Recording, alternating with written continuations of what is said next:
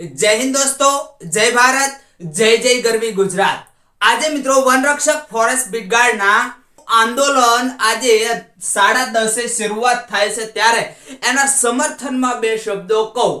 प्रथम तो मित्रों एक ज वस्तु तमने कहूं छूं, તમે શું કામ આંદોલન કરો છો, તમારો આંદોલનનો ભાવાર્થ શું છે, તમારો હેતુ શું છે, એ બધા યાદ રાખજો। એ તમને ખ્યાલ હોવો જરૂરી છે, દરેક વિદ્યાર્થીને ખ્યાલ હોવો જરૂરી છે। મીડિયા કોઈ પણ વિદ્યાર્થી સમક્ષ આવશે, માયક રાખી દેશે અને કહેશે કે ભાઈ તમે શું કામ આવ્યા છો, શું કામ આંદોલન કરો છો, તમારી શું માંગ છે સરકાર પાસે, તો એ સરકાર પાસેની આપણી માંગ દર્શાવવી જરૂરી છે। પરફેક્ટ રીતે આપણે એને માંગ દર્શાવી શકીએ જેથી કરીને સરકાર સુધી પહોંચે, તો એ હેતુ આપણને ખ્યાલ હોવા જોઈએ। તો એ પ્રથમ આપણો તમારો હેતુ તો કે ભાઈ પ્રથમ હેતુ એક કે ભાઈ સીબીઆરટી પદ્ધતિથી જે એક્ઝામ લેવાની છે એ સીબીઆરટી પદ્ધતિને રદ કરો। શું કામ રદ કરવાનું કહો છો એવું તમને પૂછું તો એક જ જવાબ મિત્રો કે સીબીઆરટી પદ્ધતિ છે એનાથી જે પારદર્શક ભરતી થવી જોઈએ। અગાઉની તમે બધી ભરતીઓ જુઓ તો પારદર્શક હતી, તમને બધી ખબર પડે, બરાબર। હમણાં આગળ આવશે કેવી કેવી ખબર પડે। તો આ કે ભાઈ પારદર્શક રીતે આ એક્ઝામ છે એ લેવાવી જોઈએ। અહીંયા પારદર્શિકતા જળવાતી નથી। સીબીઆરટી એક્ઝામ જે છે સીબીઆરટી પદ્ધતિથી એનાથી પારદર્શિકતા જળવાતી નથી, એ માંગ છે। બીજું કે તમામ વિદ્યાર્થીના માર્ક્સ છે એ વહેલી તકે બતાવો। તમને ખબર છે કે હસમુખ સર વન રક્ષક ફોરેસ્ટ બીટગાર્ડ જે છે અત્યારે, બરાબર, એનું હસમુખ સરે રિઝલ્ટ બહાર પાડ્યું। એ પોતે સચિવ છે ગૌણ સેવા પસંદગી મંડળના। તો એમાં એવું હતું કે 8 ગણા વિદ્યાર્થીનું ડાયરેક્ટ લિસ્ટ જાહેર કરી દીધું, નામ જાહેર કરી દીધા। પછી એવું કીધું 25 ગણાને બીજાને આપણે બોલાવી શકાય। હવે મિત્રો બીજું કે તો આ એક જ સવાલ કે તમે પીડીએફ કેમ ના આપી, તમે વિદ્યાર્થીના માર્ક્સ કેમ નો આપ્યા, આ બીજો સવાલ છે તમારો। કયો છે કે તમામ વિદ્યાર્થીના માર્ક્સ વહેલી તકે બતાવો, વહેલી તકે। અને જ્યારે રિઝલ્ટ આપી દીધું 8 ગણા વિદ્યાર્થીઓને ટેસ્ટ માટે એની યાદી જાહેર કરી દેવામાં આવી કે આ વિદ્યાર્થીઓ સિલેક્ટ થયા છે, ખૂબ વિસંગતતા જોવા મળે છે, ખૂબ એટલે ખૂબ, એનો કોઈ પાર નહીં, બરાબર। એક તો કે 8 ગણાના ડાયરેક્ટ ખાલી નામ નાખી દીધા, બીજું કશું નહીં, નામ, ક્રમ, એનો રોલ નંબર, કન્ફર્મેશન નંબર પણ નહીં, અને એનું જેન્ડર જે કાંઈ હોય મેલ ફિમેલ એ બધું દર્શાવી દીધું। પછી બીજા દિવસે ચમત્કાર થયો, વળી પાછું શું આવ્યું તો કે એને અહીંયા એની કેટેગરી નાખી દેવામાં આવી। આ બધું કહેવાનું કે ભાઈ આવું થયું છે, આ બધી ખામીઓ છે, અહીંયા અમને ક્યાંય માર્ક્સ બતાવવામાં આવ્યા નથી, વિદ્યાર્થી પાસ થયા છે, એમને કેટલા માર્ક છે એ અમને ખબર નથી, અને પાસ થયા એ વિદ્યાર્થીને પૂછો સાહેબ, એને પણ ખ્યાલ નથી કે અમારે કેટલા માર્ક છે। તો આ સીબીઆરટી એક્ઝામ છે, પદ્ધતિથી એક્ઝામ લેવાની, એનો મતલબ એમ નથી કે માત્ર ગુજરાત ફોરેસ્ટ ગાર્ડ ના જ વિદ્યાર્થીનું આંદોલન છે। આ દરેક વિદ્યાર્થીનું આંદોલન હોવું જોઈએ। પાસ થયા એ, નાપાસ થયા એ, ગૌણ સેવા પસંદગી મંડળની કઈ ભરતી હોય, કોઈ પણ ભરતી હોય, બરાબર, એ હવે સીબીઆરટી જે પદ્ધતિ છે એનાથી એક્ઝામ લેવાની પૂરેપૂરી શક્યતાઓ છે બધી। એક જાહેર કરી દીધું પોલીસ કોન્સ્ટેબલ, બરાબર, શું કોન્સ્ટેબલ, તો આનું જાહેર કર્યું કે આ ઓએમઆર પદ્ધતિ છે, બરાબર, આ ઓએમઆર પદ્ધતિ સીટ થી જ લેવાશે, બાકી બીજી શક્યતા છે કે આનાથી લેવાય તો આ પદ્ધતિ સક્સેસ નથી। આપણે જે પારદર્શક રીતે ભરતી થવી જોઈએ પારદર્શક નથી, એટલે આ બધાનું છે, બરાબર મિત્રો। એટલે સૌથી પહેલા આ એક વાત કે ભાઈ માર્ક્સ બતાવી દે વહેલે તકે, પીડીએફ આપો, બરાબર। જે વિદ્યાર્થી પાસ થયા છે, વિદ્યાર્થી નાપાસ થયો તો નાપાસની પીડીએફ આપો, બરાબર। તો આપણે અહીંયા જોઈ શકીએ, અહીંયા ચોખ્ખું અન્યાય ચોખ્ખો દર્શાવાય છે કે અહીંયા નથી માર્ક્સ આપ્યા, એમાં નામ ખાલી દર્શાવ્યા, કોને કેટલા માર્ક છે ખબર નથી। તો આનો મતલબ શું થયો, આનો મતલબ છે વિદ્યાર્થીઓને કંઈક શંકા ઉપજાવે એવો ચોખ્ખો થાય છે કે તમે કંઈક સેટિંગ કર્યું છે. આની અંદર અધિકારીઓએ કોઈ સરકારે કંઈક સેટિંગ કર્યું છે. અહીંયા સીધી શંકા ઉપજાવે એવો પ્રશ્ન બન્યો છે. તો આ પીડીએફ આપો, દરેકના માર્ક્સ આપો. જાહેર કર્યું પછી કે ભાઈ 40 ગણા વિદ્યાર્થી છે, એની પીટી તૈયાર થઈ નાન તેન બરાબર એ બધું થાય એવું કીધું છે. પણ આ 40 ગણાય નહીં, બધાના માર્ક્સ બતાવવાના. બધે બધાના માર્ક્સ, બધે બધાની પીડીએફ આપો. અગાઉની સાહેબ તમે જુઓ બરાબર, અગાઉની જુઓ તો બધાની ભાઈ પીડીએફ આપતા હતા બરાબર. પીડીએફ તમામ એક્ઝામ છે, આ તમામે તમામ એક્ઝામની પીડીએફ હતી. અત્યારે તો હસમુખ સર પોતે કહે છે કે અહીંયા 2,68,000 વિદ્યાર્થી અહીંયા એક્ઝામ આપી, તો આમાંથી 1,70,000 વિદ્યાર્થી છે એ 80+ વિદ્યાર્થી છે. તો આ બધાની પીડીએફ આવવી જોઈએ આ માંગ, જેથી કરીને અમે જોઈ શકીએ કયા વિદ્યાર્થીને કેટલા માર્ક છે. અહીંયા તો સાહેબ પાસ નાપાસ છે વિદ્યાર્થી થયો એ ખ્યાલ નથી, તો એને તો ખ્યાલ આવવો જોઈએ ને. કોઈ વિદ્યાર્થીને અત્યારે માનો કે 100 માર્ક છે, આશા લઈને બેઠો છે કે હું પાસ થઈ જઈશ, હું વનરક્ષકમાં લાગી જઈશ. આ વિદ્યાર્થીને 79 માર્ક્સ થઈ ગયા, તો આ વિદ્યાર્થી નાપાસ ગણાય, તો એને તૈયારી કરવી કે નહીં? આ મીડિયા સમક્ષ આ બધું બોલવું પડે બરાબર. પારદર્શિકતા આવી રીતે દર્શાવવી પડે. પછી મિત્રો જો આ બધું છે ને, આ હું તમને એટલા માટે કહું છું કે આ બધી સીધી અસર પડશે કે આવી વિસંગતતાઓ રહેલી છે, આ બધી સીધી અસર પડે ક્યાં? મીડિયા દ્વારા સરકાર ઉપર, આખું ગૌણ સેવા પસંદગી મંડળ સીધી અસર પડે. બીજું આપણે અત્યારે ટાર્ગેટ કરી રહ્યા છીએ હસમુખ પટેલ સર બરાબર. હસમુખ પટેલ કે જે સચિવ છે બરાબર. કોણ છે? ગૌણ સેવા પસંદગી મંડળ છે, ગુજરાત ગૌણ સેવા પસંદગી મંડળ એમના સચિવ છે. આને ટાર્ગેટ સીધો કરી રહ્યા છીએ. પણ મિત્રો આપણે સૂત્રોચ્ચાર હોય બરાબર, તો આની અંદર આને એકલાને સમાવેશ ના કરાય અથવા આને સમાવેશ ના પણ કરાય. આની તમે ચોખવટ તમે જુઓ તો તમામ આપણે કરી છે કે ભાઈ આ તકલીફ છે, આ તકલીફ છે. દિલદાર હોય એવું લાગે છે, પણ પાછળ પડદા પાછળ પણ કઈ હોઈ શકે, એને કઈ દબાણ પણ હોઈ શકે કોઈ પણ જાતનું. અમુક જે કઈ હોય અત્યારે એવું લાગી રહ્યું છે કે આવું કદાચ હોઈ શકે. તો આપણે મિત્રો એવું જે છે આને ટાર્ગેટ સીધો આપણે કરવો પડે સરકાર પર બરાબર. ક્યાં કરવો પડે? સરકાર પર આપણે ટાર્ગેટ કરવો પડે કે સરકાર છે એ આ સીબીઆરટી એક્ઝામ જે છે એ લેવાય છે એની અંદર સુધારો કરે, અને એક્ઝામ છે એ મિત્રો જે વ્યવસ્થિત પહેલી લેવાતી હતી કે જે પદ્ધતિસરની એ રીતે લે બરાબર. પારદર્શિક જે પદ્ધતિથી જે લેવાતી હતી ભરતી, આ પારદર્શિક એક્ઝામ લેવાય એ આપણે અહીંયા શું રાખવાનો છે? ટાર્ગેટ. અને સરકાર આની અંદર મિત્રો મેં અગાવે કીધું, હજી કહું છું, તમામ આધાર સરકાર ઉપર હોય ભરતીનો બરાબર, મોટા ભાગનો. હવે જો આગળ નોર્મલાઇઝેશન કેમ થયું તેની પારદર્શિતા દર્શાવો. આ તો ફેક્ટ છે કે નોર્મલાઇઝેશન સાહેબ તમે કઈ રીતે કર્યું આ અમને દર્શાવો બરાબર. આમ પાસ થયા નાપાસ થયા એ નથી ખબર પડતી. અને એમ ન રાખતા કે ફોરેસ્ટ ગાર્ડના વિદ્યાર્થીને જ આ પ્રશ્ન છે. જો આ રહી પદ્ધતિ સીબીઆરટી તો ગુજરાતના દરેક વિદ્યાર્થીને આ પ્રોબ્લેમ રહેશે. પણ હા, જો આની અંદર સુધારો આવે તો તકલીફ નથી.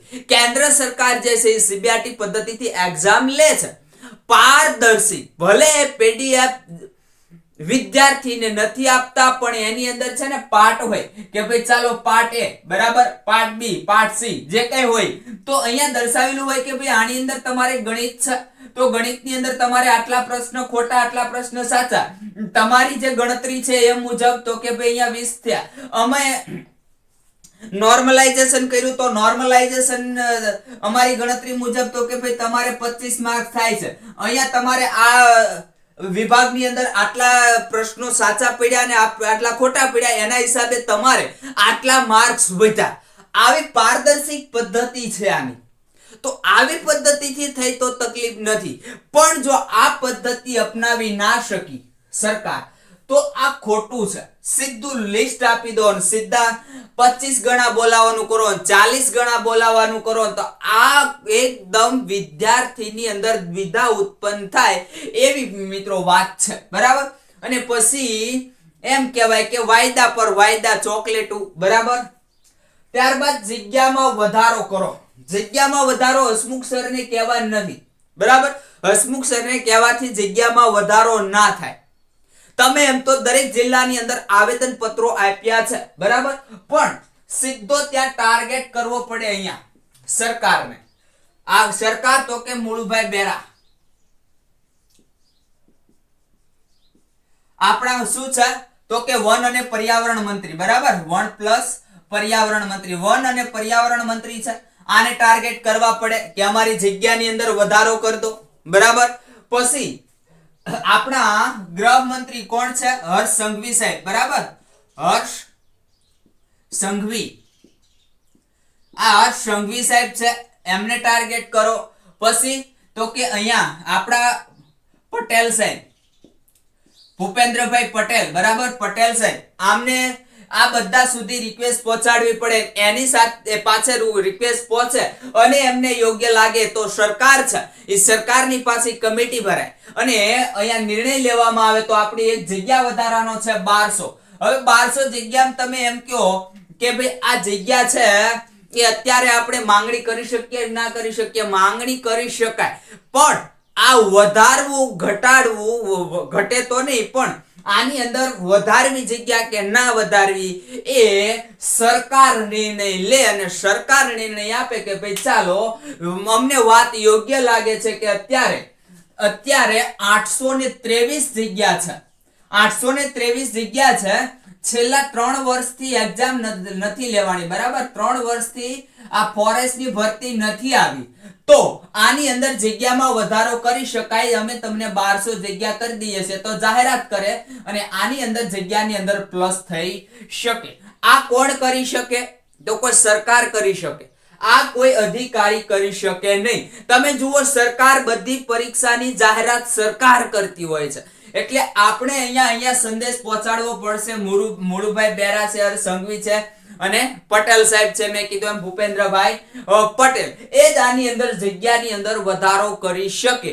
એ આની અંદર ન થાય એવું નથી કે તો જગ્યાની અંદર વધારો થાય, બરાબર, પણ એ લોકોને યોગ્ય લાગે તો. તમે જુઓ 2017 જો અહીંયા લખેલું જ છે, 2017 ની અંદર મિત્રો 17-18 ની જે ભરતી ગઈ પોલીસ કોન્સ્ટેબલની, એની અંદર 2000 બહેનોની વગર ભરતી કરી લીધી. ડાયરેક્ટ એક્ઝામ લેવાઈ ગઈ હતી, બધાને નોકરી પણ અહીંયા અપાઈ ગઈ હતી અને બહેનોએ આંદોલન કર્યું.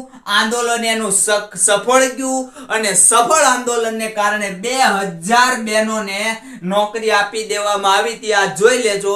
એટલે આવું થાય એ પણ એમણે આંદોલન દ્વારા જ લીધું. હવે અધર વાત કરીએ તો ટેટ-ટાટના વિદ્યાર્થી, બરાબર, એની જો આવી રીતે હોય છે, ટેટ હોય ને એ વિદ્યા સહાયક ગણાય ને ટાટના વિદ્યાર્થી હોય શિક્ષણ સહાયક ગણાય. ટેટ 1 અને ટેટ 2, બરાબર. આ એની અંદર ટાટ 1 ને ટાટ 2 એના ભાગ હોય છે. એટલે ટૂંકમાં પ્રાથમિક શિક્ષણ, ઉચ્ચ પ્રાથમિક શિક્ષણ, માધ્યમિક, ઉચ્ચ માધ્યમિક, એ આ બધું છે, બરાબર. એને બદલે જ્ઞાન સહાયકની ભરતી કરી લીધી સરકારે. એક્ઝામ લીધી, ટેટ ટાટની એક્ઝામ લીધી, પણ અહીંયા શું કર્યું? મેં એકદમ જ્ઞાન સહાયકની ભરતી કરી લીધી. હકીકતે વિદ્યા સહાયક અને શિક્ષણ સહાયકની કાયમી ભરતી થવી જોઈએ, ન કરી. અહીંયા આ લોકોએ કરી બતાવ્યું. શું કર્યું? આંદોલન કર્યું. 27,500 જગ્યાની જાહેરાત કરી. કોણે? કુબેર ડિંડોર છે, બરાબર. આ કુબેર ડિંડોરે જાહેરાત કરી કે ભાઈ વિદ્યા સહાયક અને શિક્ષણ સહાયકની અંદર આટલી જગ્યાઓ આવશે. 27,500 અલગ અલગ બધી જગ્યાઓ છે. તો આ એમનો હક હતો, એ લઈ આવ્યા. તમે આનાથી નારાજ છો તો જે નારાજગી તમારી છે એ નારાજગી બધી અહીંયા તમારે આવી રીતે દર્શાવવી પડે. તમને તમારો ચોક્કસથી હક મળે અહીંયા ઝૂકવાનું નહીં. જો તમે ઝૂકી ગયા, ઘણા બધા વિદ્યાર્થીને એમ હોય બીકથી ના જાય. જો મજબૂરી સમજજો, અત્યારે આંદોલનમાં મજબૂરી સમજજો. બીજું, અમુક વિદ્યાર્થી છે, આ વાત સમજજો મિત્રો, અમુક વિદ્યાર્થી છે એની કન્ડિશન પણ એવી હોય કે ન પણ આવી શકે. બરાબર, આ તમે એમ કહો કે 5 લાખ વિદ્યાર્થીનો પ્રશ્ન છે. જો આ હું મિત્રો કોઈના ઓલામાં નથી બોલતો. 5 લાખ વિદ્યાર્થીમાંથી 50,000 વિદ્યાર્થી એવા હશે મિત્રો. કેટલા? 50,000 કે નોકરી કરતા હશે ઓલરેડી. આ 50,000 ઓલરેડી નોકરી કરતા હશે, એ આવી શકે નહીં. જોઈએ આમાં આવ્યા તો એની જે નોકરી છે એ નોકરી એને ભૂલી જવાની. કોઈ બેંકના પટ્ટાવાળામાં નોકરી કરતા હશે, કોઈ પોલીસમાં એસઆરપીમાં નોકરી કરતા હશે. બરાબર, આ બધાને રસ હશે ફોરેસ્ટમાં ને એમાં એને ફોર્મ ભર્યું હશે. બરાબર, તો આ ઓલરેડી નોકરી કરે છે એટલે અહીંયા આંદોલનમાં મિત્રો આવી શકે નહીં. અને જો સરકારને એવી ખબર પડી, અધિકારીને ખ્યાલ આવ્યો કે આંદોલનમાં ગયા એટલે એની નોકરી જતી રહે, તો એની પર ટાર્ગેટ કરતા નહીં. પછી મેં કીધું એમ કે ક્લાસીસ, અમુક નાના ક્લાસીસો ચાલતા હોય છે. દાખલા તરીકે મારું ક્લાસીસ નથી આપણું કોઈ. તમને આપણે ઓનલી ફોર યુટ્યુબ ચેનલ પર હેલ્પ કરીએ છીએ. જ્યારે ભરતી બહાર પડી ત્યારથી 3 વર્ષથી મિત્રો સતત આપણે તમને હેલ્પ કરતા આવીએ છીએ કે જે કાંઈ અપડેટ હોય તો ખરું, પણ આખો યુટ્યુબ ચેનલ પર તમને આ કોર્સ છે એ આખો આપણે ભણાવેલો છે, ક્લિયર કરાવેલો છે. અને 2 વાર ક્લિયર કરાવો ને એમ છતાં મિત્રો આપણે દર અઠવાડિયે ટેસ્ટ તમને આપી છે. બરાબર, દર અઠવાડિયે ટેસ્ટ તમને આપી છે ફ્રીમાં.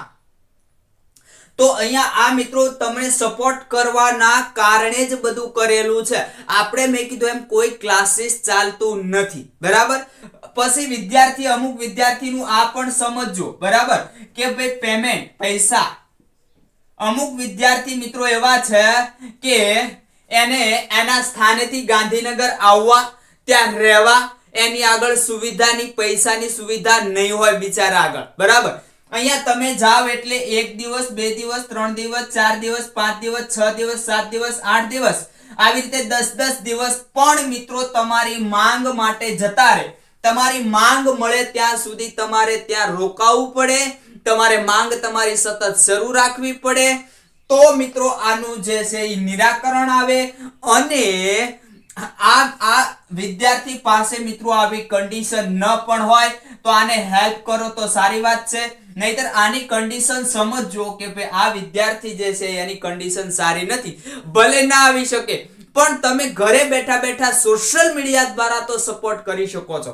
આવા વિદ્યાર્થીએ સોશિયલ મીડિયા થી એમને સપોર્ટ કરવાનો છે. ઘણો બધો સોશિયલ મીડિયાથી ફરક પડે. બરાબર, તો આ રીતે આ સપોર્ટ કરશે. આખી સિસ્ટમ મેં તમને મિત્રો સમજાવી. તો આ સિસ્ટમ મુજબ ચાલશો તો ચોક્કસથી તમારું જે આંદોલન છે એ સફળ થવા યોગ્ય છે.